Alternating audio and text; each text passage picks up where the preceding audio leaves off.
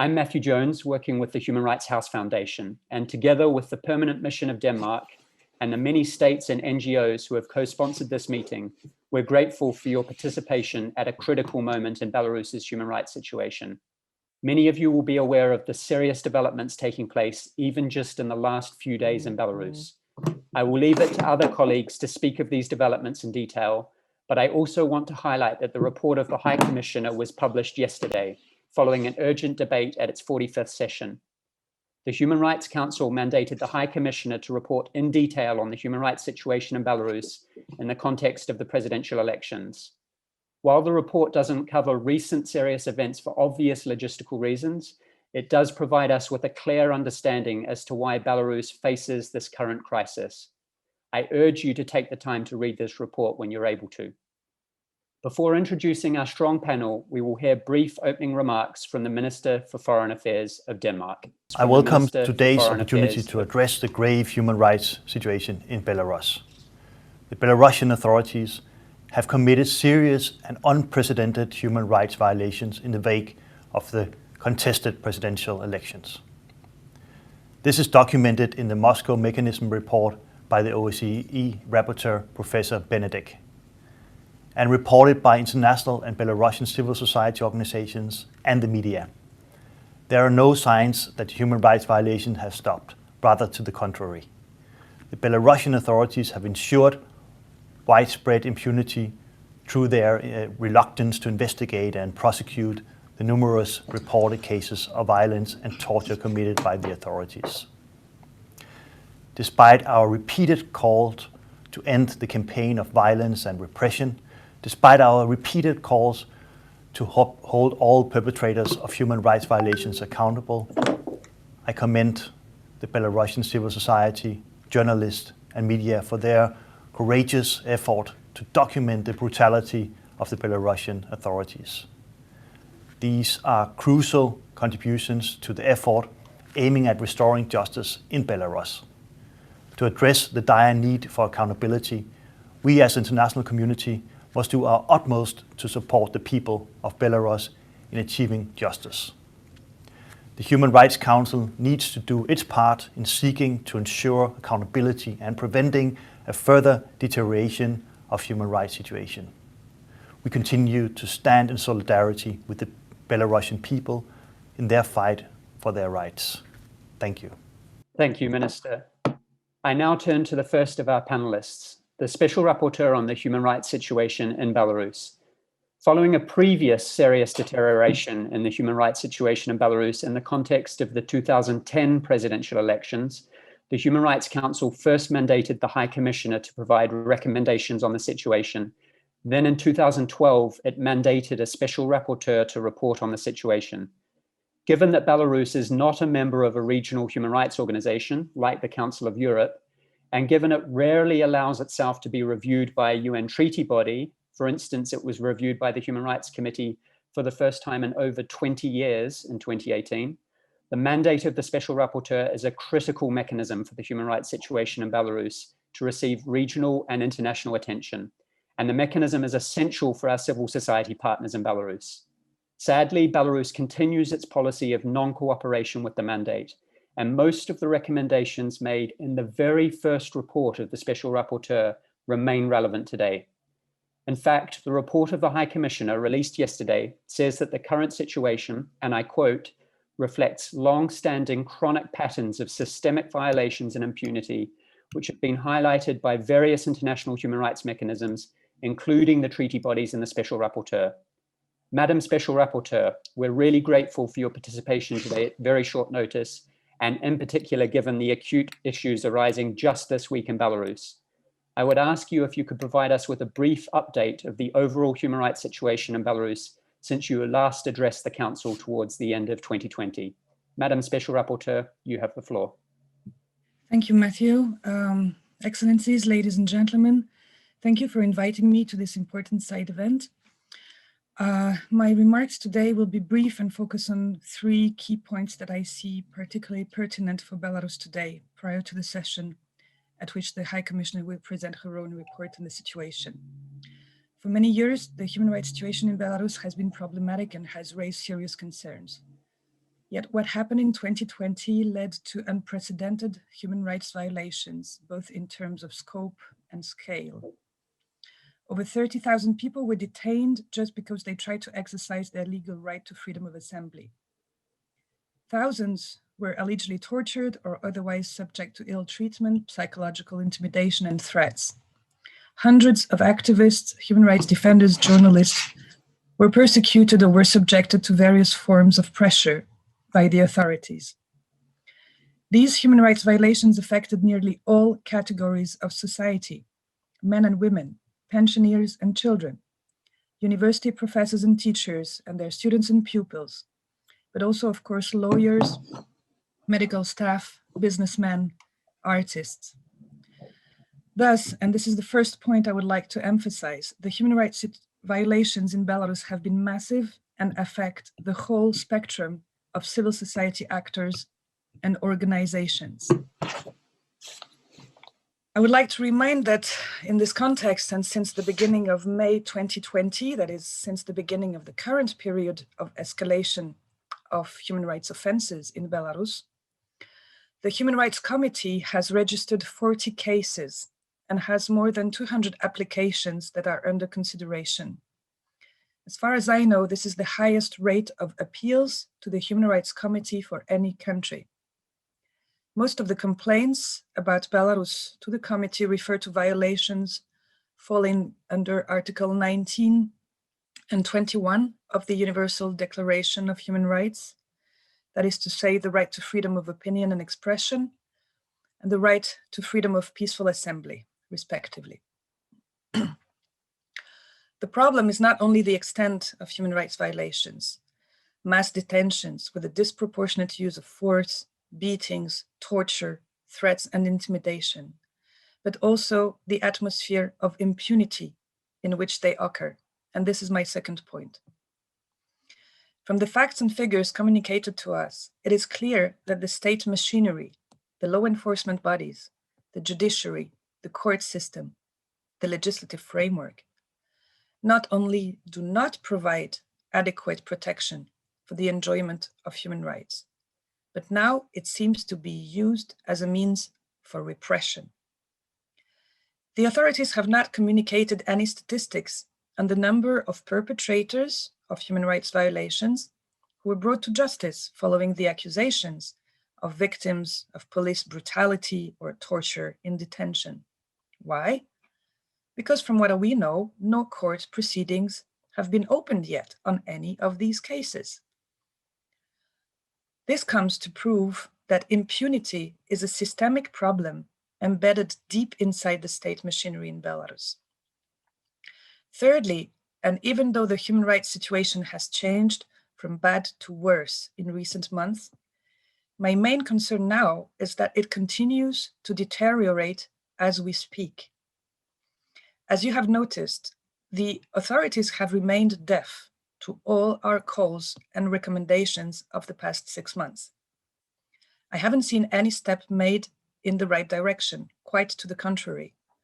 In recent weeks, there has been a multiplication of evidence that the authorities seem to want to further tighten the screws, probably ahead of the spring, when the protests will predictably resume with even more determination. Whereas before, the authorities were punishing people for exercising their legitimate right to peaceful assembly by bringing administrative charges against them and subjecting them to heavy fines. Now there are more criminal charges brought against participants in peaceful protests and those who defend them. According to various sources, there are almost 250 people in Belarus sentenced on allegedly politically motivated charges. Let me remind that hundreds more are expecting trial. There is a clear trend towards criminalizing the activities of those who protect human rights. On 16th of February, 2 days ago, the authorities conducted mass raids on the offices of Vyasna Human Rights Center, the Belarusian Association of Journalists, and independent trade unions. Dozens of civil society activists were interrogated and some had their homes searched too. I remind that each time these searches happen, the computers and phones of these people are seized and returned after months, if not more. These people will not have the possibility to work in coming days because of this. These raids took place not only in Minsk, but in other big cities of Belarus. Apparently, the authorities justified their actions by aiming at establishing, I quote, the circumstances of the financing of protest activities in the context of Article 342 of the Criminal Code that condemns the organization and preparation of actions that grossly violate public order, unquote. This adds to the continuous judicial harassment of human rights lawyers and human rights defenders that intensified since the beginning of 2021. I think in particular about Leonid Sudalenko and his colleagues, who were paying the fines of the arrested protesters. Other organizations have been targeted for the same reasons, notably the Office for the Rights of Persons with Disabilities, whose director, Sergei Drozdovsky, was interrogated and placed under house arrest. These people face criminal charges for allegedly organizing or financing illegal protests. In the same vein, whereas state propaganda presents the protesters as terrorists on a foreign payroll, accusing neighboring countries of training or manipulating them, hosting exiled politicians who are now accused of planning a coup d'etat, etc. In this context, this morning, 2 Belsat journalists were condemned to 2 years in prison. They had been in custody since November when they were covering the popular gatherings on so-called Square of Changes that were prompted by the announcement of the death of Roman Bondarenko. These young, brave women were only doing their job. Since August, it had become an increasingly dangerous one. Plenty of independent journalists said they felt like working in a war zone. No journalist, excuse me, from independent media was accredited to follow their trial, and no colleague of theirs could enter the courtroom during the hearings to support them. Only state journalists were let in. This illustrates a trend which I see as very worrying and which I am afraid will be my 4th point at the next side event on Belarus in July, if nothing is done to stop this trend. Belarus, in my view, is in the process of being turned into a wide concentration camp, isolated from the rest of the world. So I would like to use this opportunity to strongly condemn these actions by the authorities, which add to the overall atmosphere of fear in the country. And once again, I call upon the international community to do its utmost to help people and hopefully change this trend. Thank you. Thank you, Special Rapporteur. We'll come back to several of the issues that you've touched on, Madam Special Rapporteur, with other speakers. Our next speaker needs no introduction. Former Belarusian presidential candidate Sviatlana Tsikhanouskaya has addressed a number of United Nations-related audiences. She, of course, spoke to us during the Human Rights Council's urgent debate on Belarus back in September, and among other engagements has addressed an area formula meeting of the UN Security Council towards the end of January. Ms. Tsikhanouskaya, thank you for joining us today. When you spoke to us in September, you said that Belarus was in clear violation of international norms and its human rights obligations. What is your assessment since then, and what do you think should be the role of the Human Rights Council in addressing the situation as you see it? Ms. Tsikhanouskaya, you have the floor. Thank you. Dear Minister, dear UN Special Rapporteur, ladies and gentlemen, thank you for this opportunity to speak in front of you. We gathered today because the human rights situation in Belarus is critical, and it is getting worse day by day. When we think that a new low point has been reached, a new wave of human rights abuses overwhelms Belarus. If we look at the Universal Declaration of Human Rights, almost every single right spelled out has been violated by the Belarusian government. There are 255 political prisoners in Belarusian prisons today. with over 1,000 people targeted by criminal cases during the election campaign in the post-election period. We call for their immediate and unconditional release. First, they came for presidential candidates and political activists. Then they came for lawyers. Now they came for human rights defenders and journalists. And they are also coming for any Belarusians every day. But we will not be silent, and we will not stop denouncing what is happening. 2 days ago, a wave of searches of human rights defenders' homes and offices took place. This wave spread throughout the country to the regional centers and smaller towns. Belarusian Association of Journalists and Human Rights Center Vesna were at the center of this repressive campaign. Those very organizations have been on the front line of providing legal assistance and defending the freedom of expression. The authorities are trying to tarnish their reputation by accusing them of financing the protests and that they are involved in extremist activities. There is no line the regime is not ready to cross. And it is not a coincidence that last week, Marfa Rabkova, coordinator of the Vesna Volunteer Savers, faced additional criminal charges. Under the new charges, Marfa Rabkova faces up to 12 years in prison. The smear campaign in the state media is just another element of this disgraceful attack on human rights defenders. We stand by Marfa Rabkova, Aleh Hulak, Valentin Stefanovich, and Vesna for human rights. Belarusian Association of Journalists is an exemplary organization that was awarded the Sakharov Prize for Freedom of Thought in 2004 for protecting journalists working under the threat of harassment, intimidation, and persecution. We stand by Boris Goretsky, Oleg Algeyev, and the Belarusian Association of Journalists for Freedom of Expression. Telling the truth doesn't go unpunished in Belarus, as Katerina Andreeva and Daria Chultsova have learned today. They were sentenced to 2 years in prison just a couple of hours ago. They have been imprisoned for reporting live from a peaceful rally with people protesting against the killing of Roman Bondarenko by Lukashenko's cronies. And I'm saddened that neither the UN High Commissioner for Human Rights nor Special Rapporteur on Belarus's human rights situation has had access to the country since August 2020.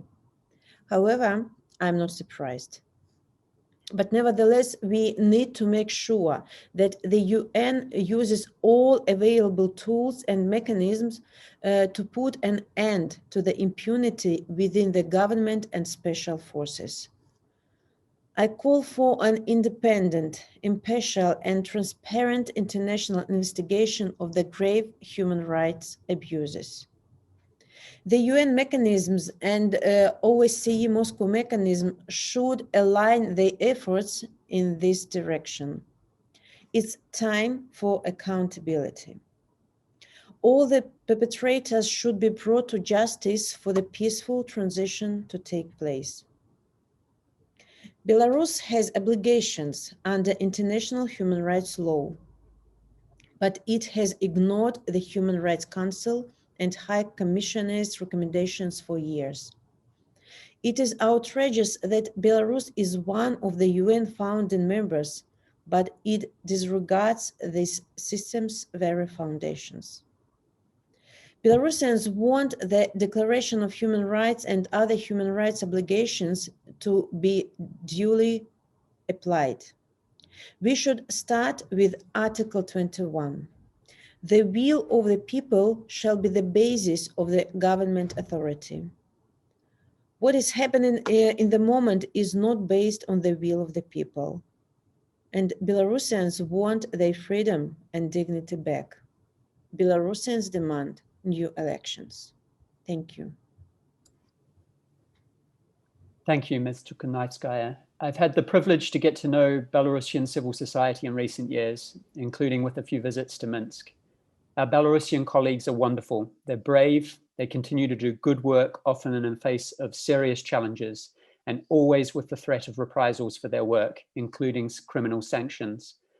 However, the targeting of some of the most respected human rights organizations in the country this week, including Viasna and Belarusian Association of Journalists, and the detention and arrest of many of our partners has been shocking, even if colleagues knew it was likely.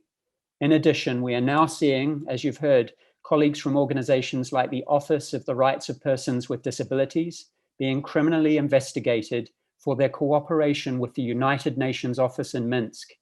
Such developments are a serious and new deterioration in the situation. Our next speaker is a key figure in Belarusian civil society. Aleh Hulak is the president of the Belarusian Helsinki Committee and has also been the coordinator of the National Elections Monitoring Mission in Belarus, an independent NGO-led coalition to monitor the presidential election. Mr. Hulak, your position has afforded you an important perspective on the crisis. What is your view on recent events in Belarus? And in particular, if you can give us more details of the increased targeting of human rights organizations in the last 2 weeks and your assessment of these developments. Mr. Hulak, you have the floor.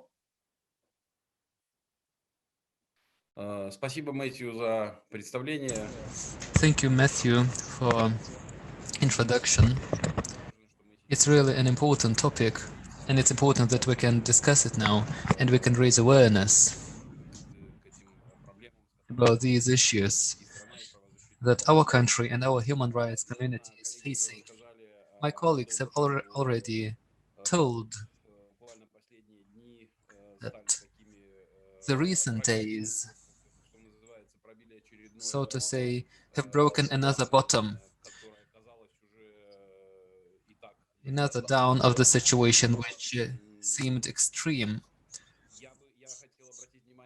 I would like to pay attention to the fact that not only have we faced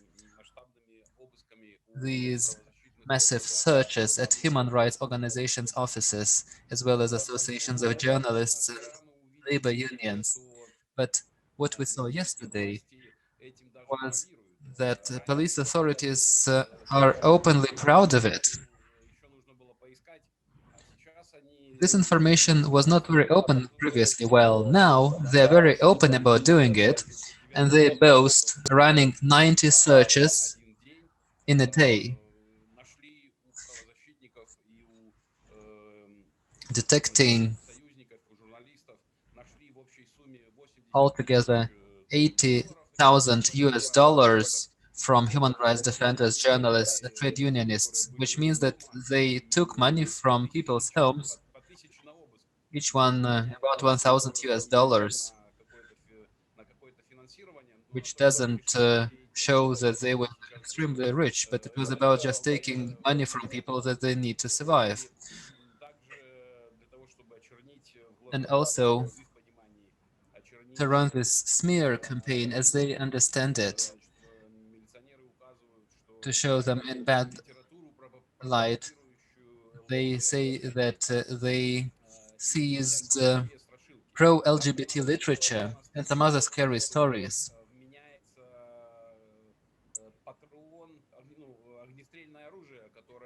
Also, they claim that there were firearms in this story, and we have heard such attempts before of accusing activists of using or keeping firearms, and we will see how it will wind out. But this is really an alarming sign, since it looks like some people who were searched will be charged with grave charges because of alleged possession of firearms. So it's not only about searching, it's about someone coming, breaking your door at 7 in the morning while you are still lying in your bed, and then telling scary stories about you will not know whether you will survive this day and where you will be tomorrow. So it's about intimidating people and making them stop their human rights activities in journalism. I would say that this is a new step in the Belarusian story.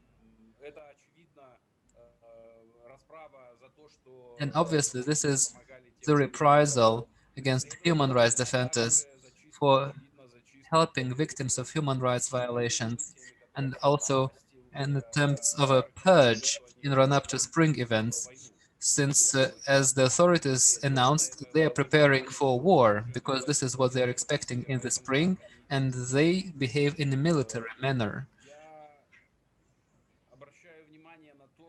I would like to point out that as of today,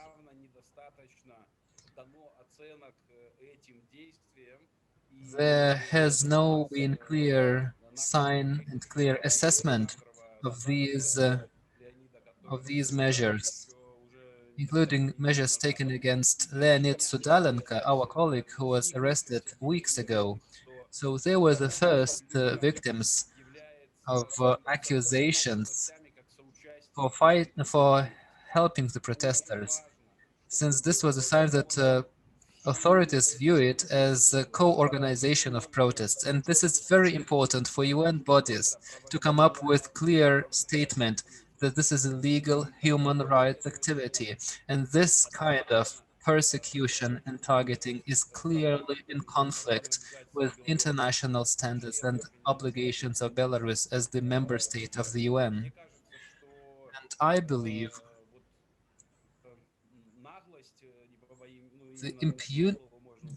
this impudence, I would call it impudence, that the state authorities, the so-called law enforcement agencies, are displaying, really demand clear, principled, value-based assessment in addition to political actions. This clear, value-based statement should be made so that later it could be referred to by lawyers in cases. And I would also like to draw your attention that the searches are not the end. After the searches, there will be some conclusions made.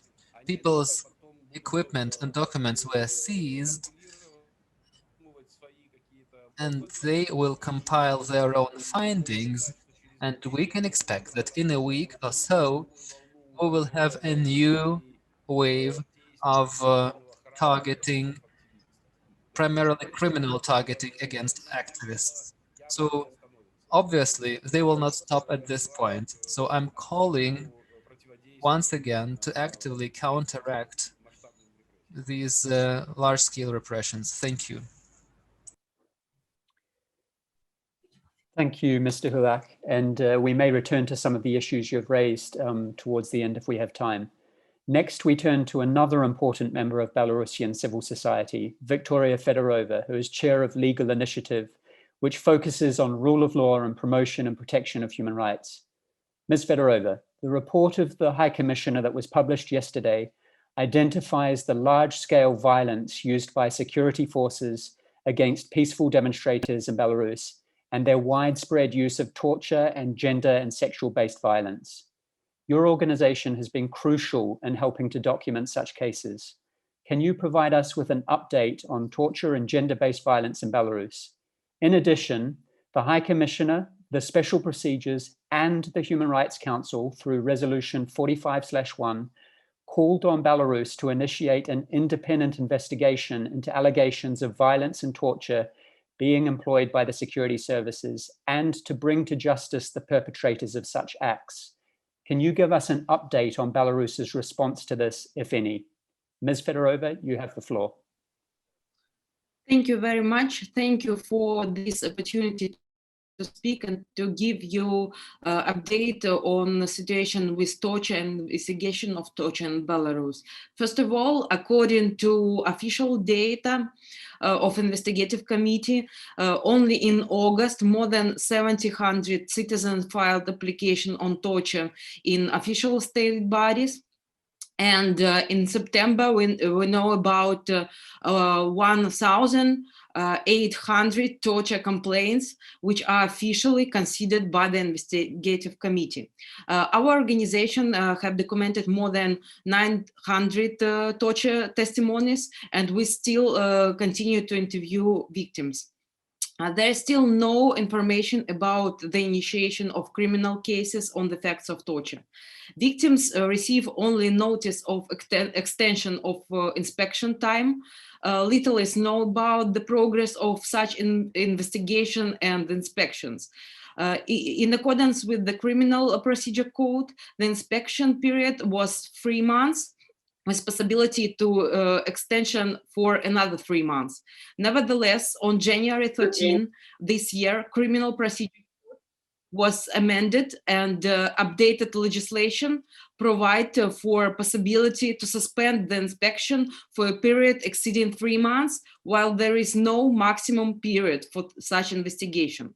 So now legislation makes it possible to legally conduct an inspections for indefinite period without making any procedural decision. We as human rights defenders believe that this decision of amendments in legislation, because no one wants to make decision on this mass and systemic torture. Also on August 96, the General Prosecutor Office announced that some kind of interstate commission on investigation of torture were created, but we still don't have any information about activity of such commission, about results of their work, and no information is available. And these facts indicate that current investigation do not meet the standards of effective investigation of allegation of the fact that all this information about beatings and torture with the testimonies of hundreds of victims began to appear in August. Not a single criminal case can be initiated against law enforcement officers so far. Even more, no Lukashenko, no General Prosecutor Office, no any official person has issued a single public and unequivocal statement condemning acts of torture. Nor they have issued a clear warning for any person involved in such actions will be responsible for these actions according to criminal code. On the contrary, according to recording of the country's deputy interior minister Karpenkov, published by the Lukashenko, authorized the Belarusian security forces to use lethal force against opposition members and protesters and create concentration camps for protesters. Situation with conditions of detentions now still not very good, because according to interviews with released from detention centers at Krestina and Jodina, there are no safety and sanitation measures were taken in connections with COVID, held in overcrowded cells. They sleep without sleeping accessories, and in January, reception of parcels with food and with warm clothes at all 3 detention centers was prohibited, allegedly in order to prevent the spread of COVID in Belarus. We believe the legality of such decision is extremely controversial and rather looks like a deliberate deterioration of situation for persons who held in this institution. Talking about gender-based violence, it should be noted that according to interview of women who were detained in August and also in autumn, threat of sexual violence perceived as real, not interviewed but our organization. These threats at all stages during detention, in the places of detention, and all of these women perceived these threats as real because they saw what had been in front of women. All places of detention violate the standard minimum rules for the treatment of prisoners, and numerous acts of violence applied to women during their detention, as well as during their delivery and detention in places of detention, due to their mass and systematic nature, fall under the jurisdiction of Article 128 of Criminal Code of Belarus, crimes against humanity, and also violate the Convention Against Torture and also Convention on the Elimination of All Forms of Discrimination against Women. And I also want to say some words about these cases, because human rights community is aware at least of 4 cases of deaths directly connected with the protests. On the fact of the killing of Gennady Shutov and Alexander Taraykovsky, no criminal cases have been initiated since August. On February 16, it became known about the refusal to initiate a criminal case of Alexander Gomel temporary detention facility. According to the official version of the investigative committee, no one is guilty of his death of young men, and death occurred due to suddenly aggravated disease of the cardiovascular system. Today, it became known that General Prosecutor Office opened a criminal the fact of death of Roman Banbat in hospital next night. According to General Prosecutor Office, the involvement of law enforcement officers hasn't been established. So this is no doubt national response and killings of peaceful people of Belarus held to no violation against persecution for political reasons with official.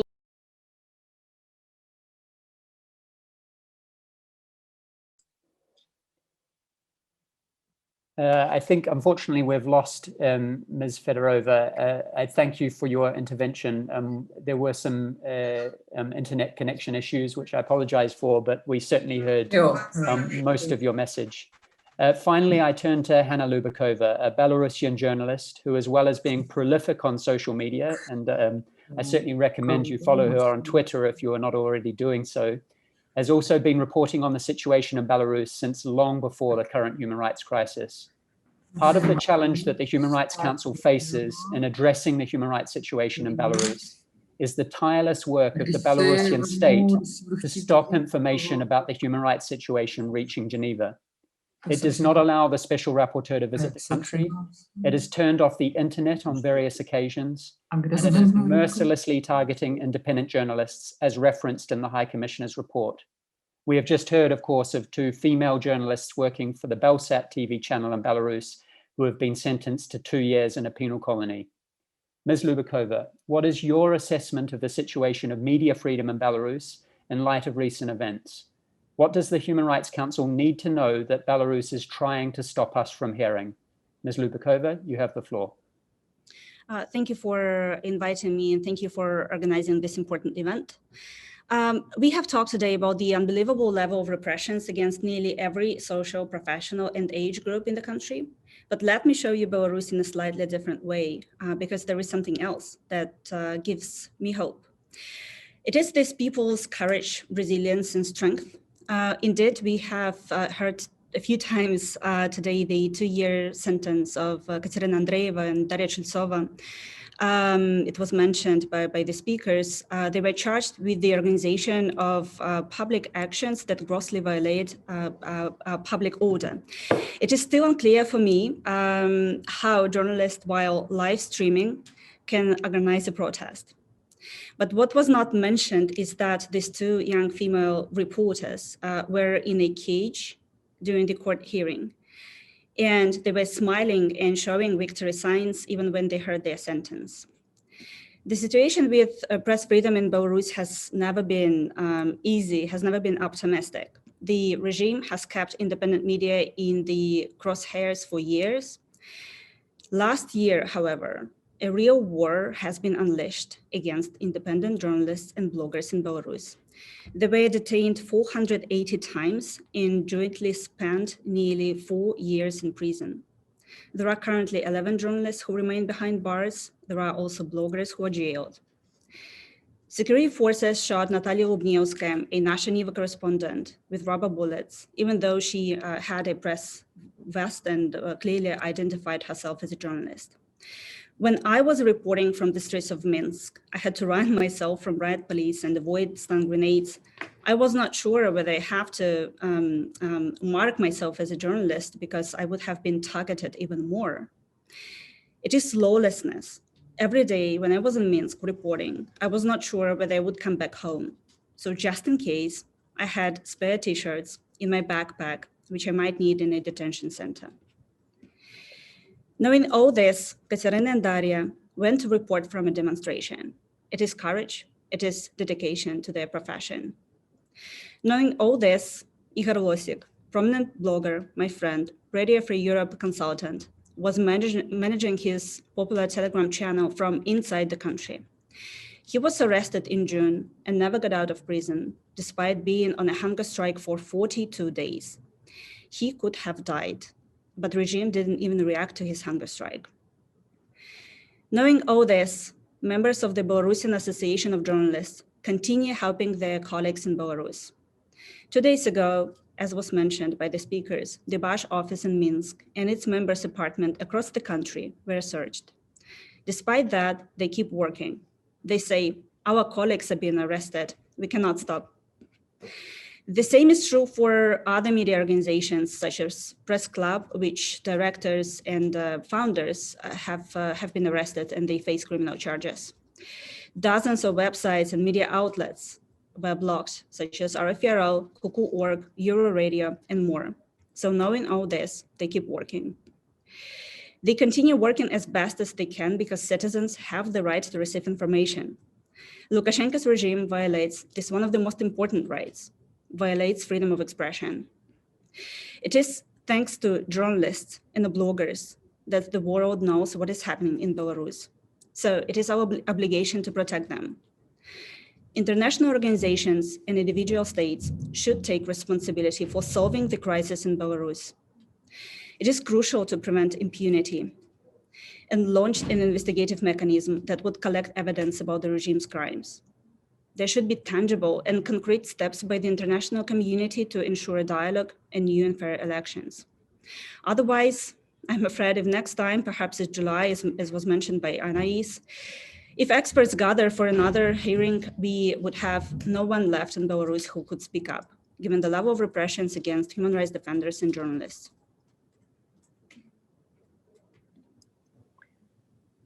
Thank you, Ms. Liubakova. And that completes the lineup of panelists that we have. We have a few minutes left for interventions, and I think almost all of our co-sponsors want to intervene. We unfortunately won't have time for all of them, but I will shortly turn to the permanent mission of Lithuania, followed by Germany, and we'll see how far we get. I just want to first take this moment to thank our co-sponsors of today's meeting on behalf of Human Rights House Foundation and the Permanent Mission of Denmark, including the International Commission of Jurists, Article 19, FIDH and Amnesty International, as well as the permanent missions in Geneva of Norway, Lithuania, Germany, the UK, the United States, and the permanent delegation of the European Union. Now, if we just have a few minutes, I'd like to first turn to the permanent mission of Lithuania. You have the floor. Thank you very much. First of all, many sincere thanks to the Human Rights House Foundation and to the Permanent Mission of Denmark for initiating and convening this timely event in the run-up to the 46th session of the Human Rights Council. Lithuania has been proud to co-sponsor this event, and we are very happy to have been able to facilitate through the Freedom House Lithuania the attendance by the former presidential candidate Sviatlana Tsikhanouskaya. I'm taking the floor to second the call by Sviatlana Tsikhanouskaya, but also by Professor Benedict, who produced the report of the OSCE Moscow mechanism on the human rights violations in the context of Belarusian presidential elections. First, for a new free and fair presidential election in Belarus, and second, for a comprehensive international, independent, impartial investigation of the human rights violations and abuses that occurred. The upcoming session of the Human Rights Council has a role in that respect.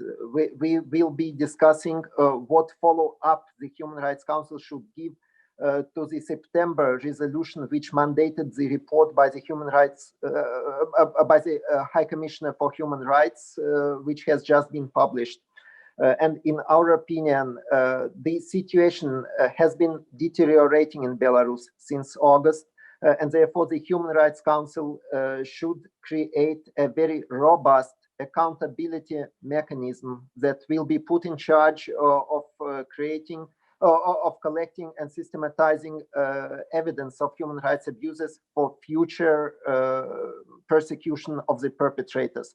Only this will send the sufficient and the relevant signal both to the de facto authorities in Belarus that we cannot put up with the situation and with what is going on in the human rights area in Belarus, and on the other hand to the civil society of Belarus, which made us proud by not relenting on their demands for freedom and democracy. 6 months have passed since the rigged presidential election, but people are still going out to the streets to protest and to claim their rights. So many thanks to all speakers and all the best of success in this important ongoing struggle. Thank you. Thank you, Ambassador. And now we'll turn to the Permanent Mission of Germany, followed by the Permanent Mission of the United States, if we have time. Do we have the Permanent Mission of Germany?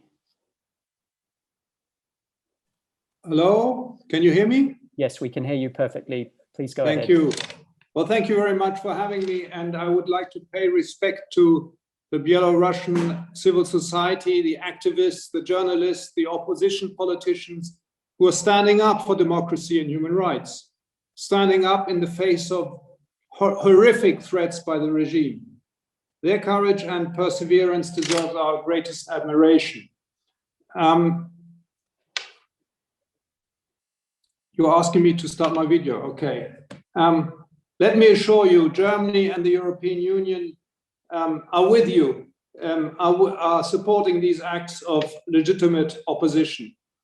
As we have heard, we need to do more. We have imposed sanctions against Lukashenko and his regime. We have set up an action plan, Civil Society Belarus, with 21 million euros. But more needs to be done. And as my Lithuanian colleague has just said, impunity and the lack of accountability are issues that we have to find a response to. And this is why the European Union will present a resolution in this upcoming Human Rights Council session to focus on accountability and mechanisms to fight impunity. Of course, in the end, the respect for human rights can only be achieved from within Belarus. It will need a strong civil society and courageous people who stand up for the rights of all Belarusians, and we intend to support that. Thank you very much. Thank you. And we next turn to the Permanent Mission of the United States, followed by the United Kingdom. The United States, you have the floor. Thank you. I want to first extend my gratitude to the Permanent Mission of Denmark and the Human Rights House Foundation for organizing today's event. We welcome the opportunity to join the many other co-sponsors in addressing the deteriorating human rights crisis in Belarus. The United States remains deeply troubled by the Lukashenko regime's violent crackdown on peaceful protesters, including the reports we heard today of torture and other ill treatment, its continued detention of over 200 political prisoners and others unjustly held, and its refusal to engage in genuine dialogue with civil society, including the Coordination Council. The High Commissioner's recent report and the shocking accounts from today's panelists further underscore the need for the Human Rights Council to act to ensure accountability for the Belarusian people. We are also disturbed by reports of Belarusian security services raiding the homes and offices of dozens of journalists, labor activists, religious leaders, and human rights defenders over the last 2 days. So my question for the panelists is, what more can we at the Human Rights Council do to better Belarusian civil society, particularly in light of these recent crackdowns that we've discussed today? Thank you. Thank you. And now we'll turn to the Permanent Mission of the United Kingdom. You have the floor. Thank you very much, Matthew. I wanted to take this opportunity to thank the Human Rights House Foundation and Denmark for organising today's important and timely event, which the UK is pleased to co-sponsor. I also want to extend a warm thank you to all the panellists for your thought-provoking statements, and to express particular appreciation to the civil society representatives for your attendance today in such difficult circumstances, and for the clear messages you have set out on the situation in your country. The UK Foreign Secretary issued a joint statement with the Canadian Foreign Minister yesterday, condemning the recent appalling and targeted raids by the authorities on civil society organisations, human rights defenders, and independent journalists across Belarus. This is a further assault on civil society, human rights and liberties in a country which has faced extraordinary oppression from the Lukashenko regime. We remain deeply concerned by the continuing reports of torture and cruel, inhuman and degrading treatment. Last year, the UK, with partners, invoked the OSCE Moscow mechanism to launch an independent investigation into the violations. We believe the Human Rights Council needs to take further action to ensure a comprehensive investigation into all human rights violations. Thank you, Matthew. Back over to you. Thank you, and that's all we have time for. But so I want to just make a final few words before we conclude. And apologies to those who still wanted to make statements, but given our push for time, we're going to have to conclude there. So the Human Rights Council will address Belarus in enhanced interactive dialogue next week. Your assessment will be needed of whether Belarus is in a position to implement the recommendations of the High Commissioner, given a decade of non-engagement with the High Commissioner's reports, with the reports of the Special Rapporteur, and with non-compliance with the recommendations of the treaty bodies. If your conclusion is that Belarus is unlikely to implement these critical recommendations in the report that we've received from the High Commissioner yesterday, it will be up to you to decide what the next steps should be. We and our Belarusian civil society colleagues are looking to you, Human Rights Council member states and observers, to assist and aid a process that will ultimately lead to accountability for the serious violations that are occurring in the country. It's a critically important moment for Belarus, and very important that the Human Rights Council stands with the Belarusian people at this moment. I remind delegations that the Human Rights House Foundation, as well as co-sponsoring NGOs, remain open to providing independent further information to you in order that you can make good and informed decisions in the coming weeks on Belarus. I finish by thanking all of our panelists. Thank you very much, and particularly that you're available today at relatively short notice, and particularly given the acute challenges that you are facing in Belarus this week. I thank the Permanent Mission of Denmark as a co-organizer and all of the co-sponsors again. I also thank our interpreters for their hard work. I wish you all a good day, and I wish the Human Rights Council and all of the missions that will be engaging with the Council's work a successful session. Thank you.